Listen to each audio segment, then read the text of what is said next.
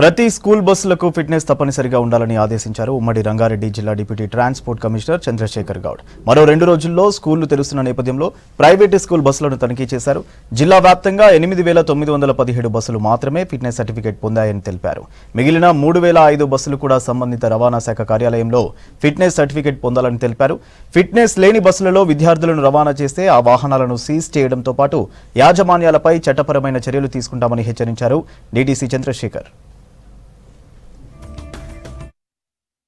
పాఠశాలలు పునఃప్రారంభమవుతున్నటువంటి నేపథ్యంలో రాబోయే 2-3 రోజుల్లో విద్యాసంస్థల బస్సులు అన్నీ కూడా ఖచ్చితంగా ఫిట్నెస్ కలిగి ఉండాలి. ఫిట్నెస్ కలిగి ఉన్న బస్సులే రోడ్లపై తిరగాలి.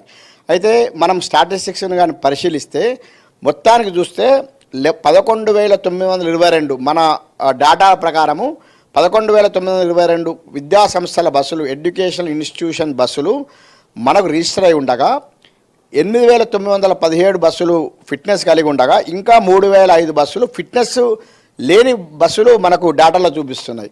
అయితే దీంట్లో గత అనుభవాలన్నింటినీ మనం పరిశీలించి చూస్తే గత విద్యాసంస్థల యాజమాన్యాలతో కూడా మేము సమావేశాలు నిర్వహించి మాట్లాడినప్పుడు ఈ బస్సుల్లో చాలా బస్సులు కూడా స్క్రాప్కి వేయడము, అది మాకు తెలియజేయకపోవడం వల్ల మా డేటాలు ఇంకా యాక్టివ్గా ఉండే పరిస్థితి ఉంది. ఆ విధంగా కూడా మనకు బస్సుల సంఖ్య ఇక్కడ ఎక్కువ కనబడుతుంది. ఆ విద్యాసంస్థల యాజమాన్యాలకు మేము ఇప్పటికే ఆదేశాలు జారీ చేయడం జరిగింది.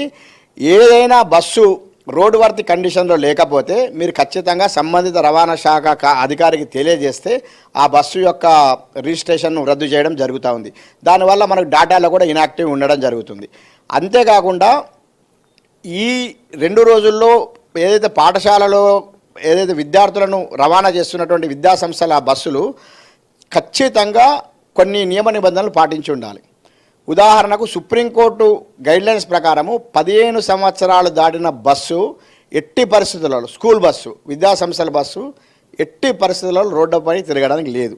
ఈ సందర్భంగా నేను విద్యాసంస్థల బస్సుల యాజమాన్యాలకు మా రవాణా శాఖ తరఫున హెచ్చరిక ఏంటంటే, ఏ బస్సు అయినా 15 సంవత్సరాలు దాటిన బస్సు రోడ్లపై తిరిగితే వాటిని సీజ్ చేయడమే కాదు, ఆ విద్యాసంస్థల యాజమాన్యాలపై చట్ట ప్రకారం ఖచ్చితంగా చర్య తీసుకోవడం, పోలీస్ కేసు నమోదు చేయడం కూడా జరుగుతూ ఉంది.